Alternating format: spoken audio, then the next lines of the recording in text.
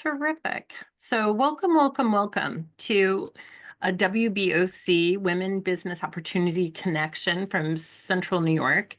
I'm Andy Tancredi. I'm the Vice President of WBOC, and I'm really pleased to be hosting from a tech perspective in our organization, Emily Gozi, who is also a board member alongside me and a group of badass women. And today she's going to be talking about menopause, something we're all guaranteed to go through. Every woman in the world is promised this pleasure.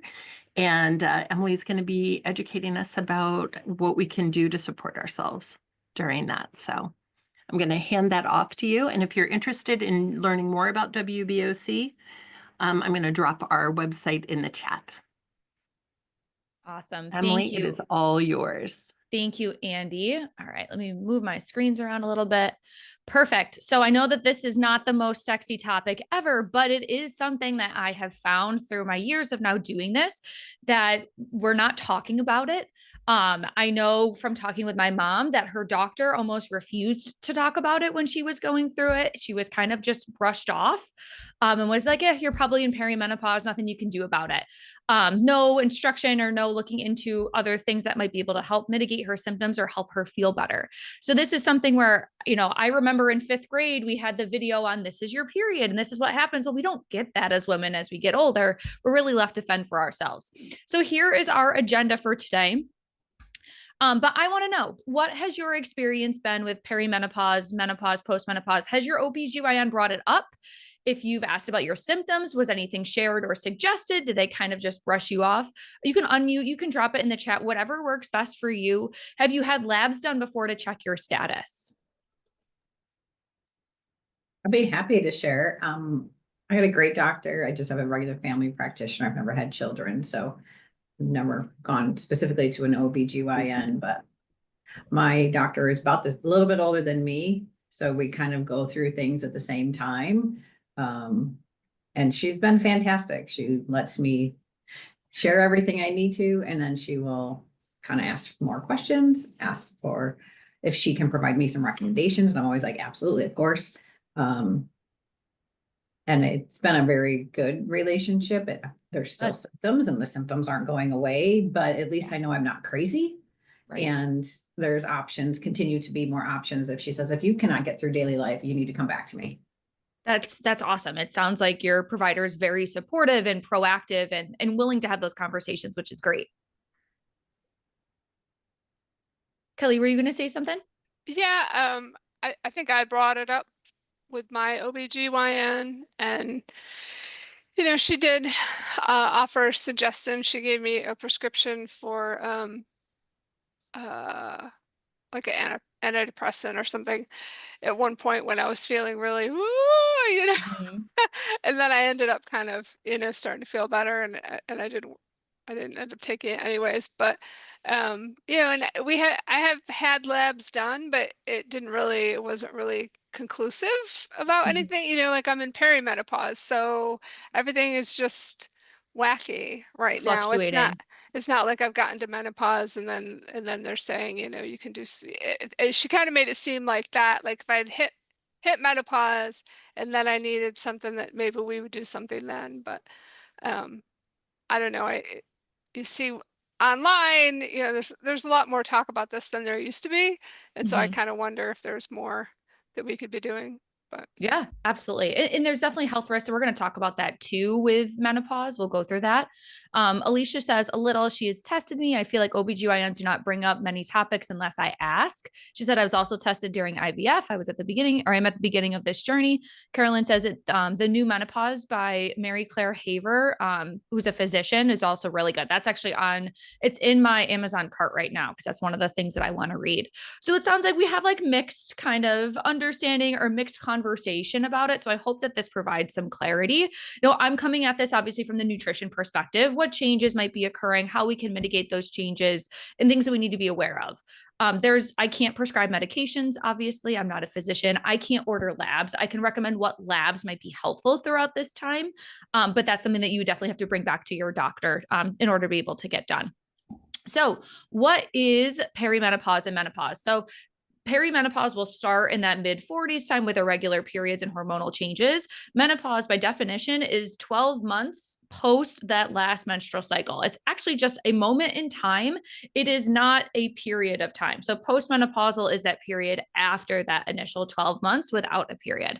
So menopause, we want to think of like, okay, I'm in that like year or I'm at that year point where it's kind of, I think this is happening. I haven't had a period in a while. That's how we know we're kind of getting there. So really we go from perimenopause to postmenopause pretty quickly. We don't stay in that menopause situation or in that menopause time zone.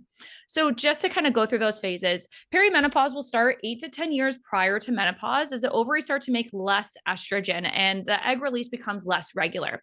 Some people in the beginning of perimenopause find that they have more consistent, or their time between their periods is shorter, let's say between 2 to 3 weeks versus a traditional 4 to 5 weeks for some people.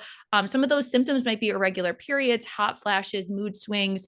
I know I was talking to actually the makeup artist that helped me at my wedding, and she was saying, she's like, I think I'm in perimenopause. I just feel a little bit off right now. She's like, my periods are still somewhat regular, but I feel different. I feel like I woke up not feeling the same. All of this stuff is really typical with those irregular periods, hot flashes, mood swings, as those estrogen levels are starting to get a little bit wonky and less consistent in the body. Perimenopause usually will start between 42 and 45. For some women, it's sooner. For some women, it's later. I've got a client right now who is 55 and she is still not in perimenopause. Her periods are very regular. I've got a client that's in her late 30s that's in perimenopause. So everyone is a little bit different. Sometimes our lifestyle factors can affect that, and health risks as well too. So menopause, like we said, it's that 12-month period without having a menstrual cycle. Therefore, no eggs are released. The estrogen levels will drop. That average age of menopause is 52 years old. And then postmenopause is that remainder of life. So there's no period. With that change, with that lower level of estrogen, we are at that higher risk of osteoporosis and heart disease, which is a killer of 1 in 3 women due to those lower estrogen levels. So we'll talk about why in a minute. So why estrogen? What is it and how does it trigger that menopause for us? So estrogen is a hormone that's secreted by our ovaries. It starts to increase during that puberty time. So there's a whole cycle of our hormones throughout the different phases of our menstrual cycle, whereas some of them are higher in the beginning and then one of them drops and the next one kind of increases as we get closer to our cycle or at ovulation. These are going to constantly kind of filter up and down. That's normal. It's never going to be consistently flat lined. Estrogen levels will flow up and down throughout the cycle. So with that higher estrogen level, it helps to thicken that uterine lining. It decrease the triggers the menstrual phase at that decrease of the estrogen levels. And it's also all controlled by the ovaries, which are also then connected to our thyroid too. So if you've ever had thyroid issues, or I actually have a client who had thyroid cancer, she's now 27. She had thyroid cancer at 25 and had her thyroid removed. She had noticed that her periods had gotten really wonky. That's because the thyroid and the ovaries are all connected as part of our hormone system in the body. So estrogen is actually beneficial for us. Estrogen levels, when they are normal, when we are going through regular life prior to menopause, it actually can help protect against high triglycerides and cholesterol levels. Estrogen is actually protective over our heart. It also helps to maintain proper blood flow to the brain, and it can help with reducing inflammation. So that's why when people start to get a little bit of that, like let's say brain fog, where like I feel like I'm delayed or I just can't think straight, sometimes that's from that changing and shifting of those estrogen levels in our bodies, but it usually tends to lift after we are through menopause. Estrogen and calcium levels and bone density are also very tied together too. So our bones start to form between obviously 0 before we were born till about age 20. At age 20, we stop forming bone and we kind of stay there really consistent until we hit about age 40. That's when we start to be at risk for that osteoporosis if we're not on top of it. And that happens to coincide when about perimenopause will start to begin. And estrogen also helps with improving mood or regulating mood too. So that's why you might find if you're going through perimenopause, you might feel short-tempered. You might feel a little bit of those mood swings, just feeling a little bit off overall. It all has to do with estrogen. So those hormonal changes, as those estrogen levels start to diminish at the end of our estrogen cycle or menstrual cycles, from the less eggs in our ovary, there's that wave of that, less of that wave of estrogen that's floating throughout our body, which means that there's that higher risk for overall the higher triglycerides and cholesterol. Maybe you have found as you have gone through perimenopause, now menopause and into postmenopause, that all of a sudden you have high cholesterol levels or high triglyceride levels, and you've never had that issue before. That's usually a side effect from those lower estrogen levels in the body. Or maybe you never had hypertension before, but now it's a thing that your doctor is constantly bringing up when you're going to doctor's appointments. That's because of those hormonal changes. So with those less estrogen or less consistent estrogen levels in our body, what is happening? We're going to have those inconsistent or longer cycles. We're going to feel those mood swings, like we said, weight gain due to insulin resistance. So estrogen also is really closely tied to insulin sensitivity in the body, which we're going to talk about in a couple slides. But that's why for some people, as we start to have lower estrogen levels in our body, as we're going through menopause, we're more likely to have insulin resistance, which means our cells are not reacting as they should be to the insulin in the body. So our bodies either have to make more insulin or it's just, it's not making enough insulin to begin with. Hot flashes too from those changes in estrogen levels. Those energy levels are a little bit lower. We're not having the regular hormone cycle. And we have that increased risk for metabolic disorders. So hypothyroidism, heart disease, and obesity. And that usually will come obviously tied to those estrogen levels, which really stinks for us as women, but there is stuff that we can do about it.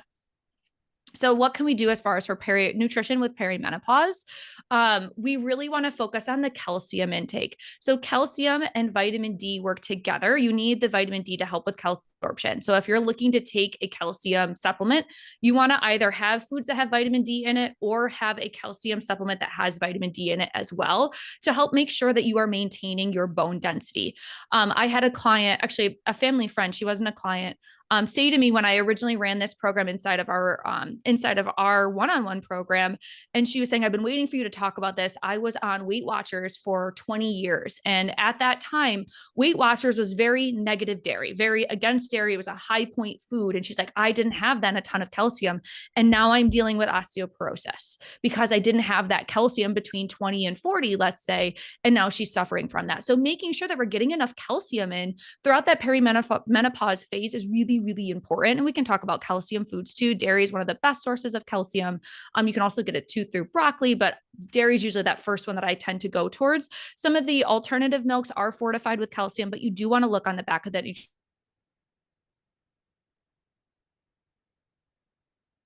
nutrition facts panel. Stress management is so important. When we are stressed out, the inflammation, think of inflammation as our body's ability to not do all the things that it wants to do, which means that we're not processing the food as we want it to do, which makes it easier for fat storage. So if we're able to manage our stress, maybe that's going to therapy, maybe that's exercising, maybe that's talking to a friend or having some less stimulating time on our phone or on the computer, that can really help with that stress management.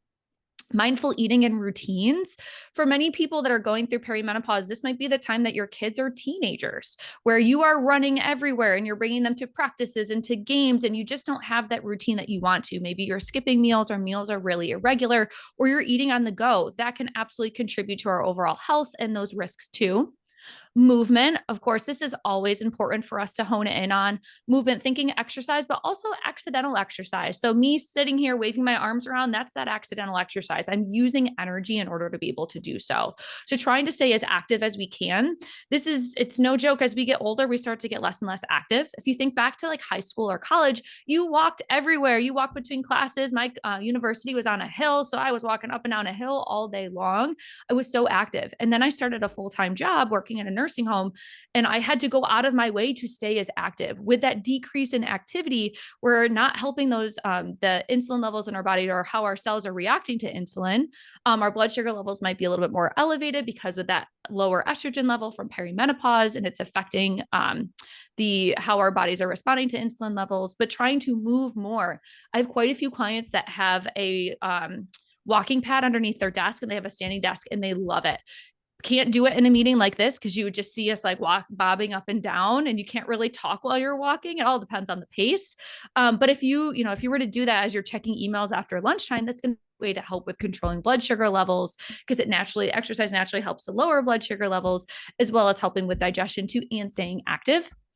Protein intake is so important. We seem to be a little bit scared as women to eat more protein, thinking that it might make us bulky or, look like I've got huge muscles, but that's not the case at all. Protein is so needed for helping us to maintain lean muscle mass, which is something that if we don't use, we lose. So many women report that, oh my gosh, my metabolism is really low as I'm going through perimenopause and menopause, as weight is kind of just piling on overnight. Well, if we're not getting enough protein, we're not staying active, it's actually hurting our metabolic rate overall. We could be in more of a wasting phase where we're losing that protein or losing that muscle mass. And to be honest, I find that 9 times out of 10, we are not eating enough, which is also causing us to have that low protein intake and to be losing muscle mass too.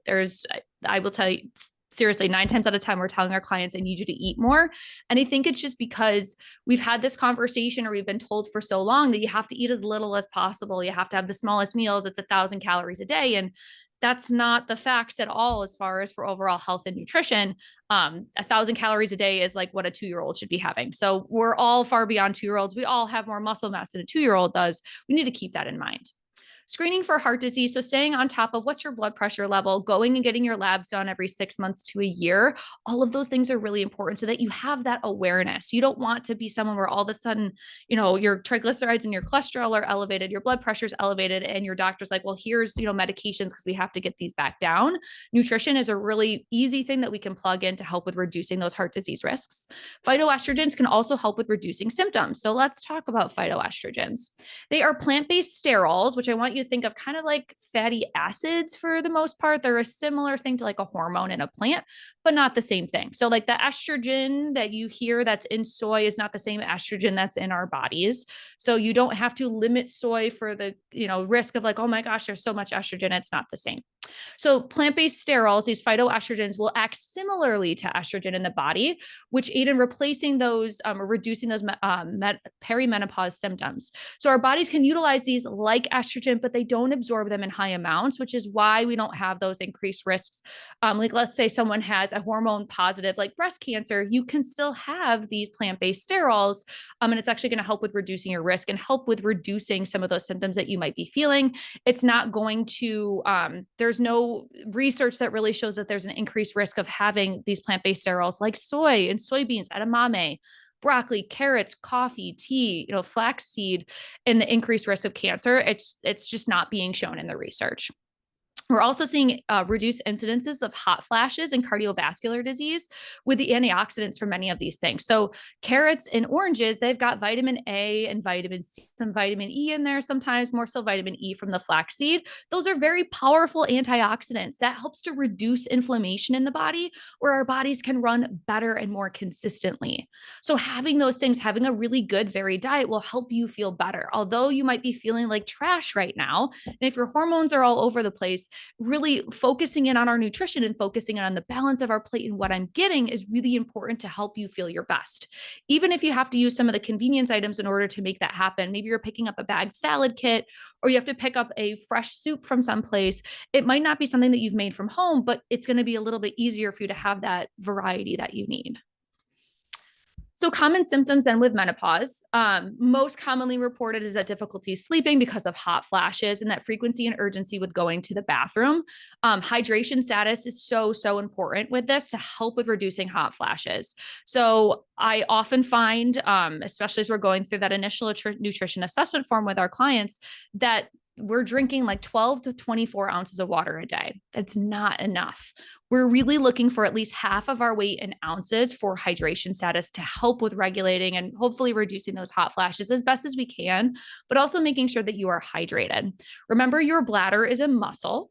So the more that we don't want to be running to the bathroom every 5 minutes because we have that first urge to go to the bathroom. There's actually 3 lines in your bladder. There's that first line of like, oh, okay, I could probably go to the bathroom. There's that next line of like, okay, I have to go to the bathroom. And then there's that third line of like, I am actually going to burst if I don't go to the bathroom. Trying to not go off of that first, like, oh, I have to go to the bathroom can also help with training your bladder, which is a muscle, to have less of that frequency and urgency with going to the bathroom. This is also something too that you could look into tapping into a pelvic floor physical therapist. If you're having a lot of these issues too, they might be able to help. It could be a pelvic floor dysfunction that's going on. Hormonal changes can cause the deregulation of mood as well as increased depression symptoms. We often see for people there's increased risk of depression and anxiety, which causes then social isolation that then can cause changes with nutrition and what we're eating too. So trying to be aware of these things of like, if I'm feeling this way, talking to your doctor about it, talking to a therapist about it, being upfront with your family and helping that person kind of feel their best or knowing that you are there for them is really important. Decreased fatigue. I honestly think this is really tied to us not eating enough. We've had 2 clients in this past week where we've had to increase their intake. They've been in a deficit for a while. This one client has lost over 100 pounds. She's doing absolutely amazing, but it's time for her to be in a diet break. So we've increased her calorie intake. She is 67 years old. She looks amazing, but she's actually sleeping better as we've actually increased her caloric intake. So that fatigue might be tied to us not eating enough. So if you've done a food log and you're only eating 1,200 calories a day, it's time for us to increase how much you're eating. Joint pain, which reduces movement. This is also common too. Everything we walk on is a hard floor. If you're someone who works, let's say in a factory setting, or if you're in the grocery store often, our joints are just not built for those floors that do not have give. So just being mindful of that. You can always try something like a collagen powder prior to exercise has been shown to help with cushioning that joint fluid. Weight gain because of that insulin resistance. So insulin resistance, your body is still making that insulin, but it's not responding to it accordingly. Your cells aren't opening the door to let that blood sugar into the cells to make that happen. So we'll talk about how we can help with mitigating that insulin resistance, but this is pretty common for people. Sometimes you won't see the A1C to be elevated or the fasting glucose to be elevated, but we can always check insulin levels. I have a client with PCOS who's entering perimenopause. They were able to check her insulin levels, and although her fasting blood sugars were fine and her A1C was fine, her insulin level was elevated, which shows insulin resistance. And then that bone loss, osteoporosis, and osteopenia, estrogen will impact that calcium absorption in the body. So we really need to stay on top of that calcium intake to help with preventing those signs, preventing those issues. So insulin resistance, what it is, I know I brought it up a couple times. So estrogen and progesterone will affect how the body responds to insulin. Insulin is a hormone that is made by your pancreas that helps to regulate your blood sugar level. So I want you to think about if a handful of pretzels, it's a simple carbohydrate. Carbohydrate digestion starts in the mouth. That signal is then sent to your brain of like, we've got some carbs coming in. Your blood sugar level starts to go up as you are digesting it. It's elevating within that first 15 minutes or so of you having it.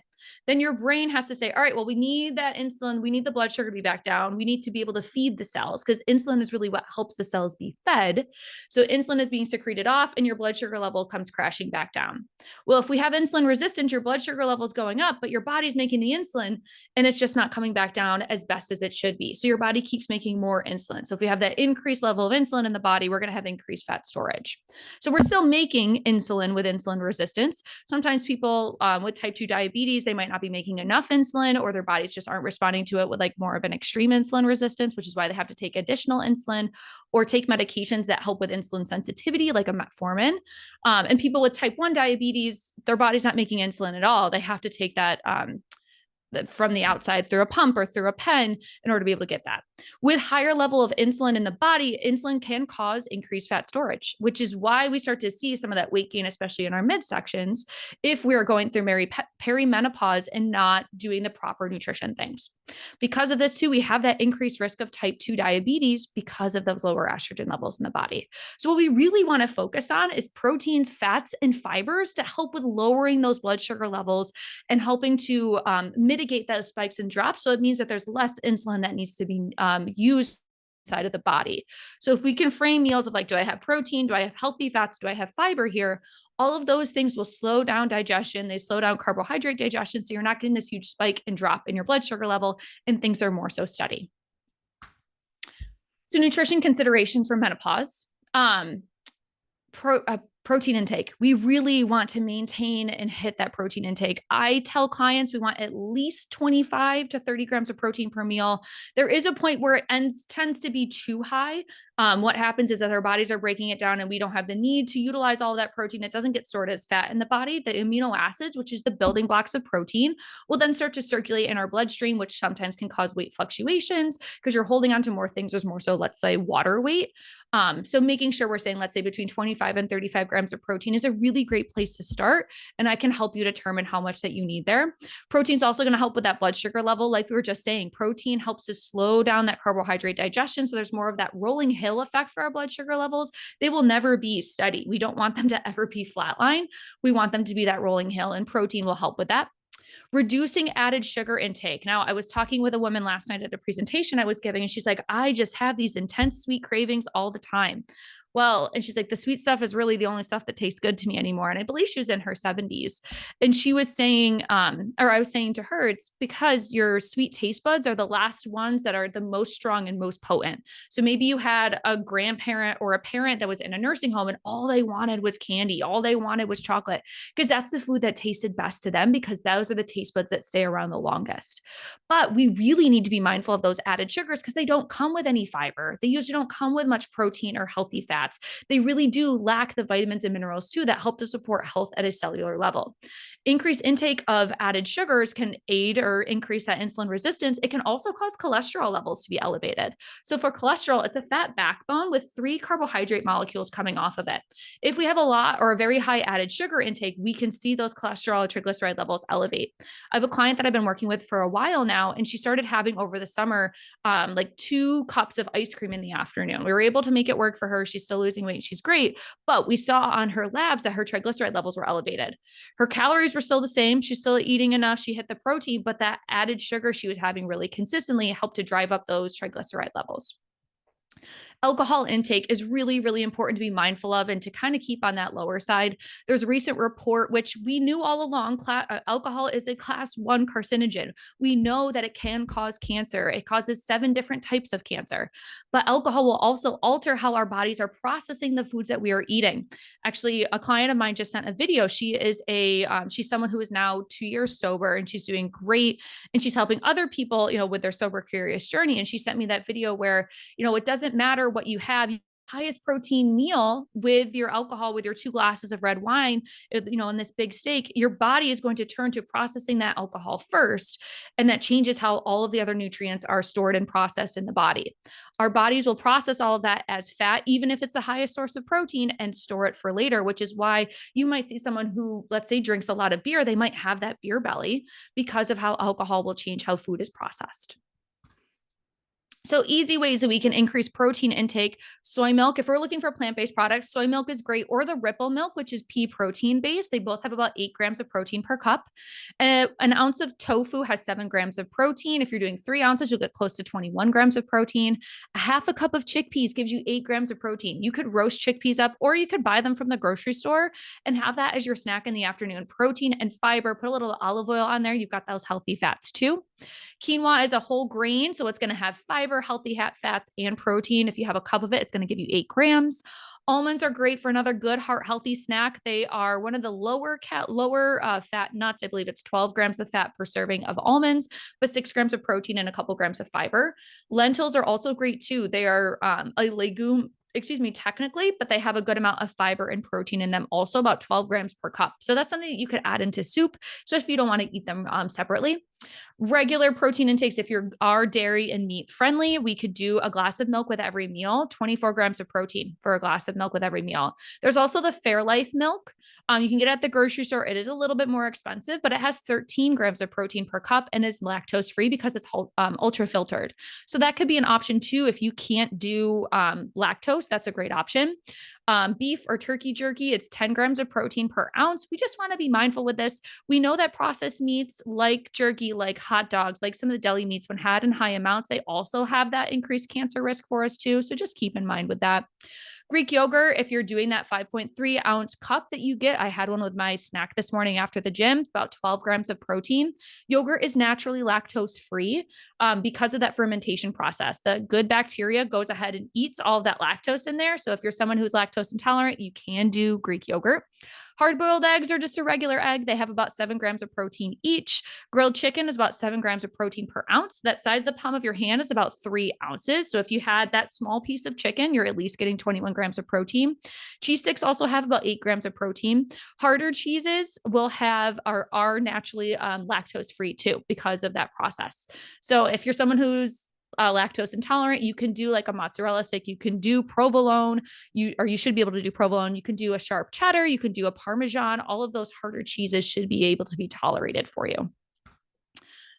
Here's how to get that 100 grams of protein in a day. So maybe you're doing in the morning a couple eggs with a couple egg whites, a fourth of a cup of cheese. That's going to be, let me math here. That's 24 and then 8. So that's 32 grams of protein right there. With the 2 slices of bread and an apple, you're up to 38 grams of protein.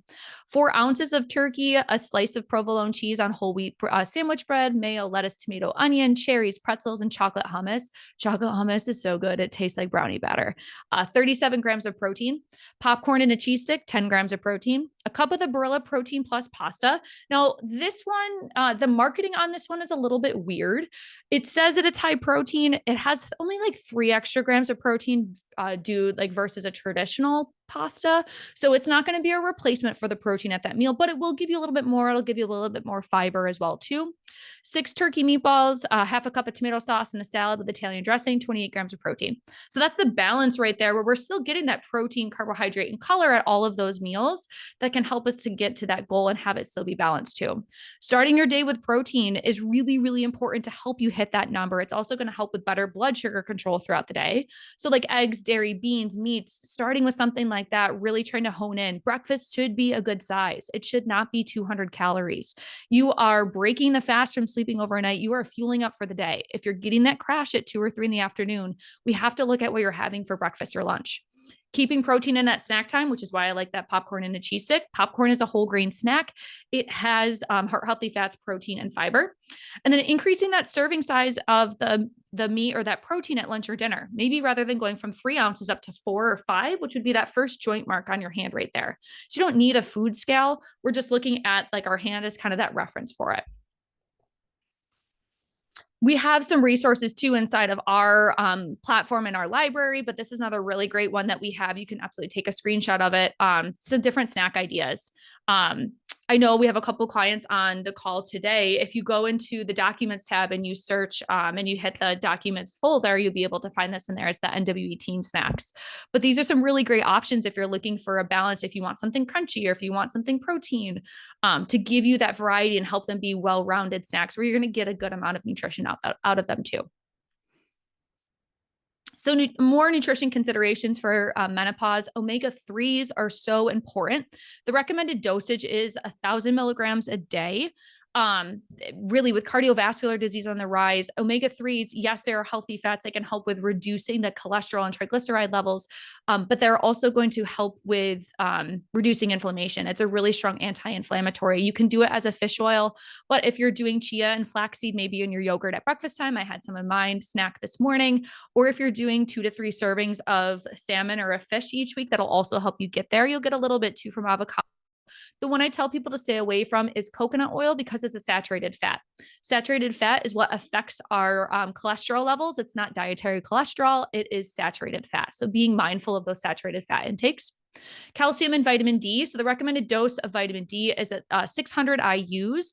Most people are vitamin D deficient, especially right now. Look outside. It is gray and on and off snow. We're not getting much vitamin D from the sun. So if we have to take it through supplement, that's completely fine. I and my husband both take a vitamin D supplement every single day. And it helps us just to kind of stay consistent. I've noticed differences as far as with my mood and my sleep and how I'm feeling.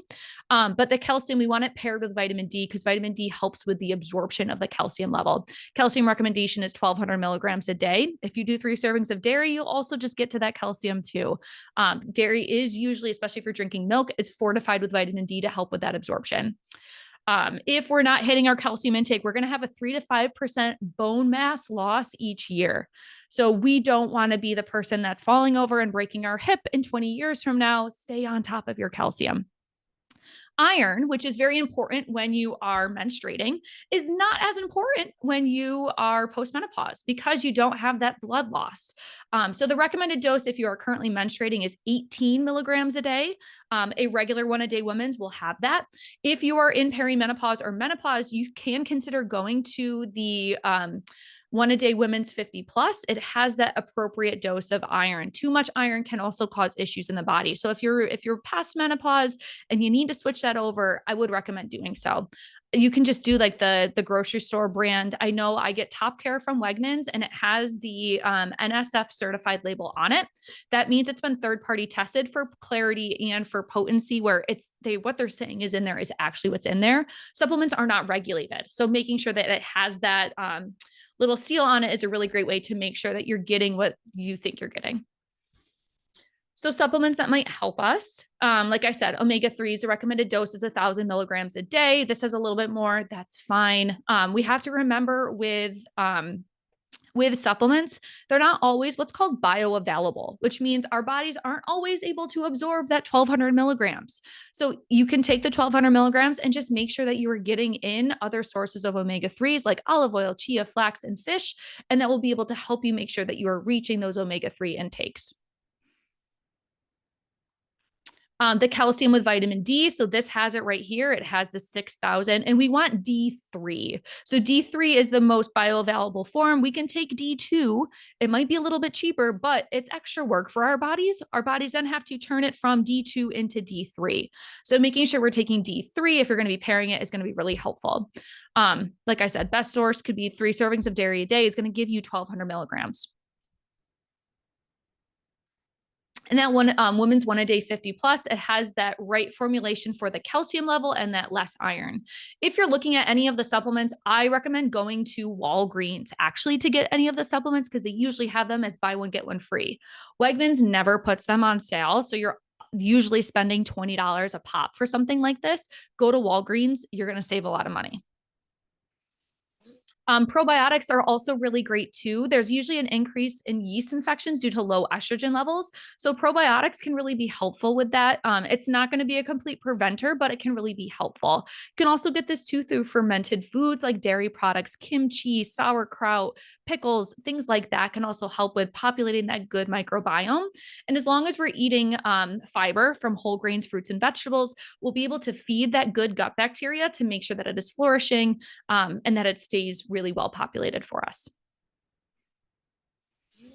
So exercise during menopause, it's essential for weight management. It's also essential too for bone density. Any of that weight-bearing activity, it sounds really weird, but it's actually helpful with reinforcing our bones. So trying to stay on top of and stay moving is so important.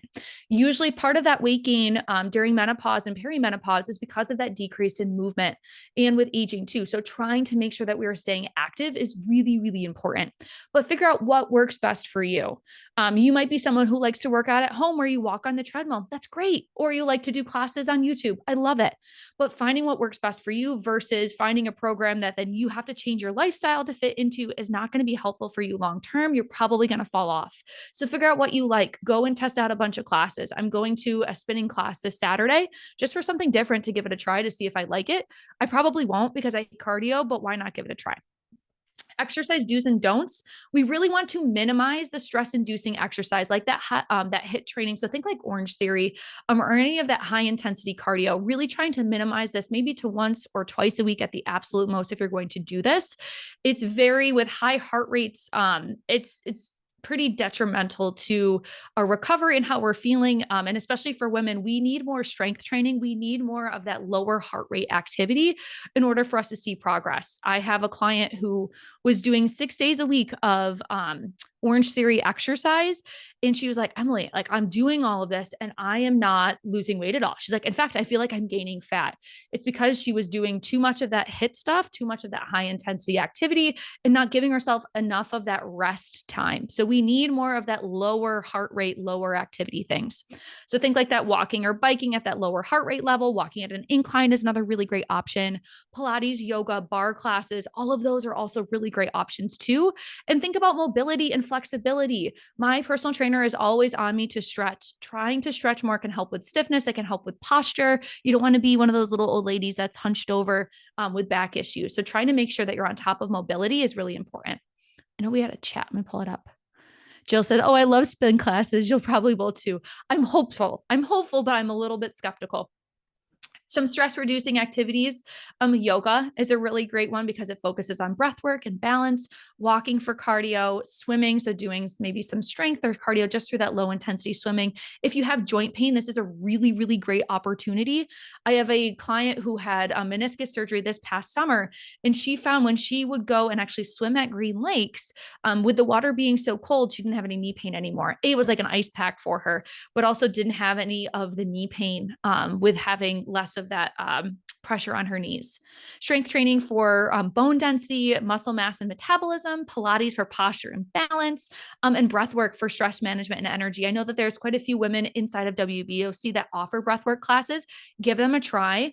I know my therapist offers breathwork classes. So if anyone's interested and wants to do one either virtually or in person, I know she does virtual ones for free. I can send you the link. Just send me a message. So sleep and stress management is also really important for us. The recommendation for sleep is at least 8 hours in bed. But it can be anywhere between 7 and 9 hours of active sleep. So what counts? If you fall asleep on the couch or in the chair at night for an hour, that does count towards your overall sleep. So keeping that in mind, you might say, I only sleep in bed for 4 hours a night, but you have all these other naps throughout the day. That does count towards your overall sleep. Better sleep quality. We really want to make sure that we're reducing that water intake towards later in the day. I would say 2 hours or so prior to sleep, try to turn down how much water you're drinking, switch from like a cup like this to a 8-ounce glass. Caffeine, no caffeine within 10 hours of going to bed, which might be difficult in the afternoon for people. But if you're having that energy drop, you probably need a snack. You don't need another cup of coffee. Staying consistent with eating times can also really be helpful with sleep quality, and trying not to eat within 3 hours of going to bed. This is because of that reflux. If we're eating and then laying down, we're going to get some of that gastric juice seepage. You don't want that issue. I don't wish GERD on anybody or reflux on anybody. But also, if we're having a really high carb meal right before going to bed, your body's starting to digest it. Your body's like, we're going to do something. We're going to fuel up. And we're like, no, you're not. We're going to lay down and go to sleep right now. So if you have a higher carb meal or snack before bed, you might find that it's harder for you to fall asleep or stay asleep. And then keeping the temperature of your room really cool. I know that there are mattress covers now that are like cooling mattress covers, where if you're someone who gets really hot when they sleep, like I do, that can be a really great strategy to use too.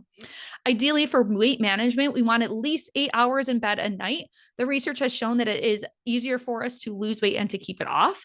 I think part of that is because we're having less of those subliminal messages from commercials on TV and from scrolling on our phone and walking through the kitchen because we're bored and trying to grab something. So if we're able to have that time in bed, and it doesn't even mean that you have to be asleep for those 8 hours, but that 8 hours in bed can really be helpful for weight management and just overall health.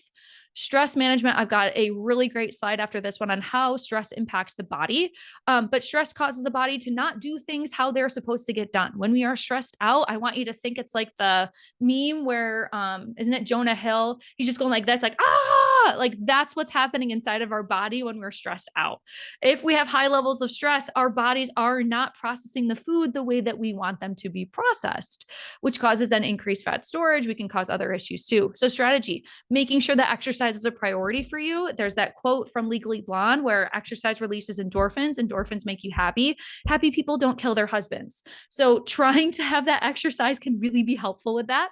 Sleep, like we just talked about, setting more mindfulness and slowing down, checking in with ourselves, and also having some mental health management. If it's going to a group therapy session or working with a therapist, it's so important to help with managing our stress levels too. I have a couple in the chat.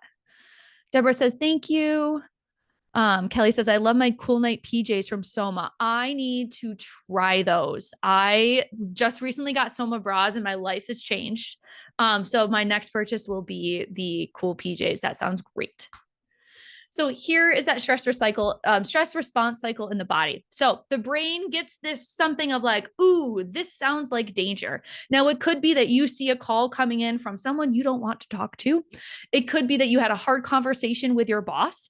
It could be that you were literally being chased by a bear. It doesn't matter what it is. We all respond the same way. So we really haven't progressed that far from the Stone Age. But our brain says, this feels like danger. It sends a message to our adrenal glands, which sit on top of our kidneys.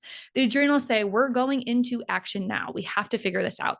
So they release adrenaline and cortisol. Those are the two stress response hormones. With that, our heart rate starts to increase, our blood pressure starts to increase as that response of like, we got to make sure that all of the cells have oxygen and they are fed so that they can do, all the things that they need to do. With that, because we're running fast and we're getting worked up, you might also feel too, I can't take a deep breath. It just feels like a lot of stress right now. That's also part of that stress response cycle in the body. And then cortisol comes around and says, well, if we're being chased by this bear, whether it's real or in our brains, we can't stop to go to the bathroom. So digestion starts to be suppressed. You might find that during periods of stress, you initially have some diarrhea and then you have constipation.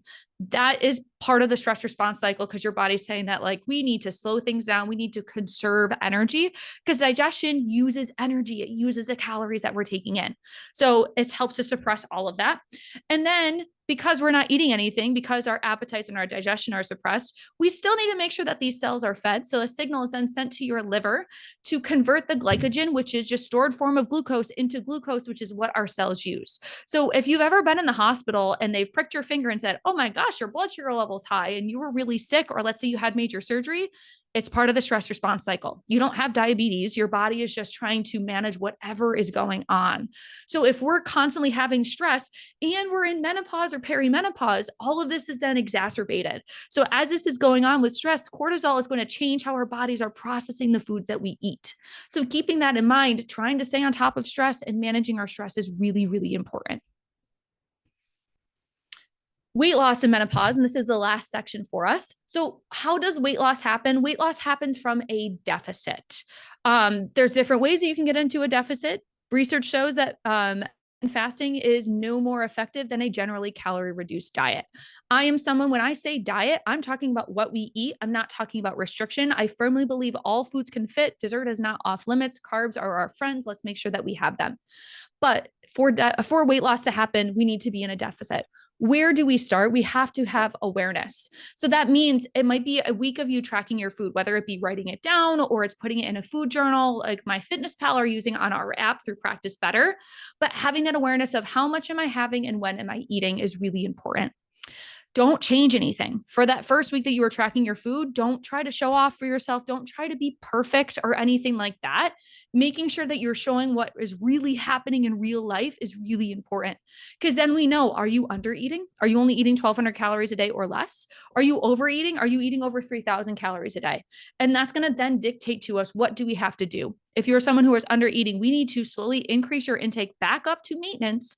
Let it sit there for a little bit before we can bring it back down into a deficit. You cannot go lower if you are not eating enough. This is where we have metabolic adaptations. This is where you start to feel like crap. You lose your hunger and fullness cues. Your sleep suffers. You feel horrible. You're also losing muscle mass. If we're overeating, we're going to start to bring that deficit down. That deficit is going to look like 300 to 500 calories, not 1,000. Not 2,000, not eating as little as possible, but finding what that maintenance is, and we can figure that out for you. And then being in that slight deficit is how we can start to make that happen. And most often it is not 500 calories. Many of our clients, we're only looking at 300 calories for that deficit because I want them to still feel really good while being in that deficit. What to avoid, anything that's super restrictive or things that you don't feel like you can do long-term. If it's something that you have to cycle on and off, then that's not going to be the best thing for you. I was listening to a webinar the other day and they're talking about weight loss medications. 82% of adults report wanting to lose weight. 1 in 8 adults have tried a weight loss medication or injectable, and currently 1 in 6 adults are on them, of that 1 in 8. So, but many of those people who are on them report that they're just going to use that medication when they feel like using it, not using it consistently. Most often they use it for 4 months and cycle back on and off. Well, if you're on it for 4 months and you lose the weight, and then you go back to your traditional habits and routines, and then you gain the weight back to go back on it, that wasn't something that was helping you in the first place. We have to get to the bottom and build that nutrition foundation. We don't want to be yo-yoing because that's where we also get additional health risks too. So mindful eating and really trying to pay attention to this, slowing down. If you're not someone who sits down to eat your meals, this is really important. Sitting down at the table or sitting down at the counter, but being able to have that moment with your food is important for us to navigate. How am I feeling right now? Am I hungry? Am I full? Am I just eating mindlessly? Our fullness cues are delayed. It really does take 15 to 20 minutes for that signal to go from your stomach to your brain to say, I am full. So rather than eating your plate and then grabbing a whole nother plate, can you set a timer for 10, 15 minutes to reassess at that time? But trying to slow down and ask yourself before you have something, what am I feeling right now? Am I hungry, or is this just a stress response for me? Am I just going to grab something to eat because I just need to take my mind off of something and it'll help me feel better? Nutrients that are really important for weight loss and menopause: protein, heart healthy fats, and fiber. Like we said, 25 to 35 grams of protein per meal. The recommendation for fiber is 25 grams a day for women, 35 grams a day for men. We want to mix between soluble fiber and insoluble fiber, which is a sponge type fiber, think like whole grains, and then sweet type fiber, think of like fruits and vegetables. This is really important because fiber does not get digested in the body, but it helps with controlling blood sugar levels. It helps with lowering triglyceride and cholesterol levels because it helps to soak that stuff up if you're having soluble fiber. And then that sweet type fiber helps to keep you regular. And those omega-3s are really important to help with reducing inflammation, but also for that heart health too.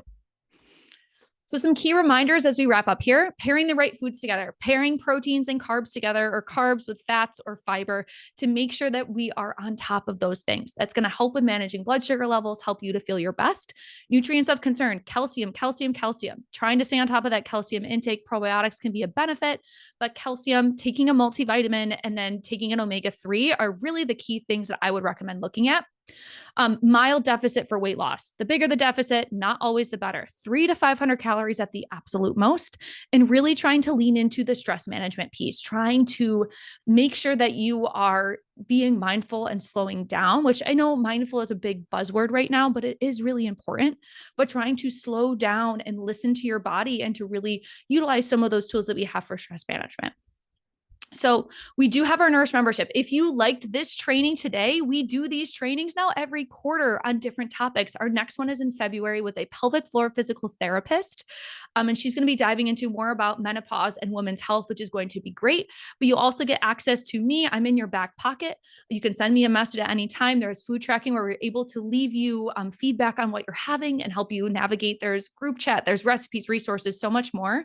And as being a participant today, you're going to get $5 off the membership. So rather than it being $29 a month, it would be $24. There's no minimum commitment with that. And we also have our 8-week small group coaching program. So this is kicking off on Monday. I only have 5 spaces available left. We cap this at 8 participants. We're helping you build that nutrition foundation. We're going to make sure that you are feeling your best throughout the rest of this year. So we're going to go more in depth on improving labs, supplements, exercise, balance of meals, weight management, nutrition for stress. We have a whole training on that topic, relationship with food, meal prep and planning, and so much more. It's a really, really great program to be a part of. It's $500. You can start today with $100 off. Our full price, which is kicking off this week's, is $600. So it'll be $500. There are payment plans that break it down to $100 every 2 weeks. But I wanted to open it up to questions. What questions do you guys have on this topic? Anything that I missed that you wanted to talk more about, you can unmute, you can drop it in the chat, completely up to you.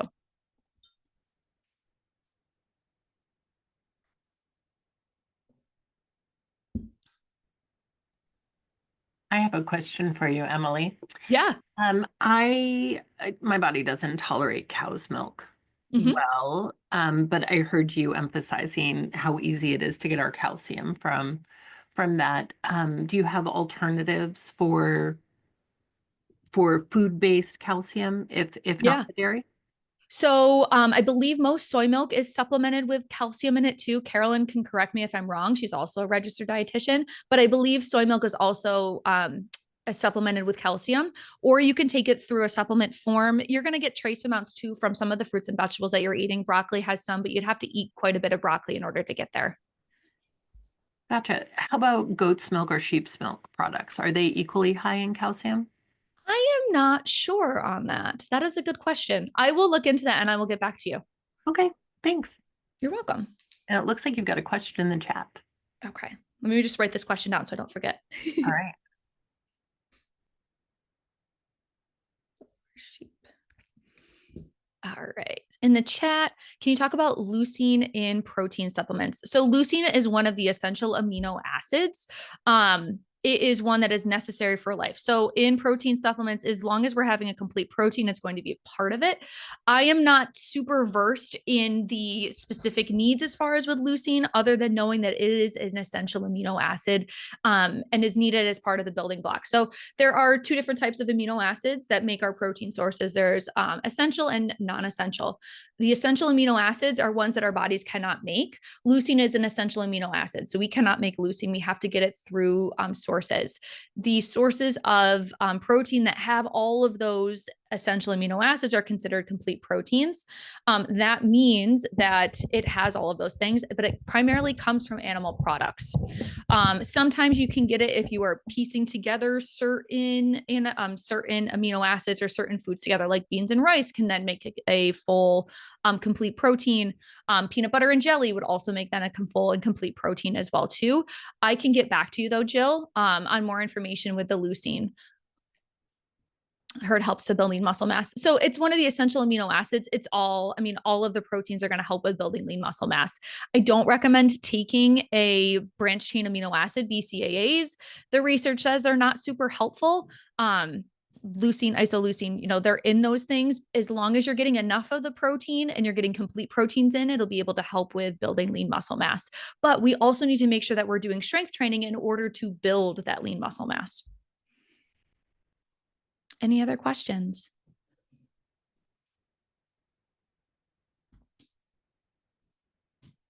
Awesome. Cool.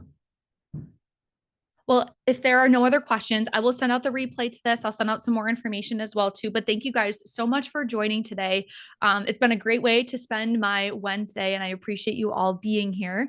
If you have any questions at all, just shoot me an email. Like I said, you'll be receiving an email. And I really hope, as Andy said, I'm also on the board for WBOC, that you can join us. Next week, there's another connections meeting with Kiana Franklin, who's talking about tax prep for big businesses. She's awesome. I love her. She's so much fun. And then our next program is on February 4th, right, Andy, for Galentine's Day? I believe it's the 5th. When 5th, it's sorry. always the first Wednesday of every month, unless it's a national holiday. And I dropped a link for our Galentine's Day party if you'd like to come out and hang out with a really cool group of women. We'd love to see you there. It's going to be a lot of fun. Much, Thanks, guys. Have a wonderful rest of your day.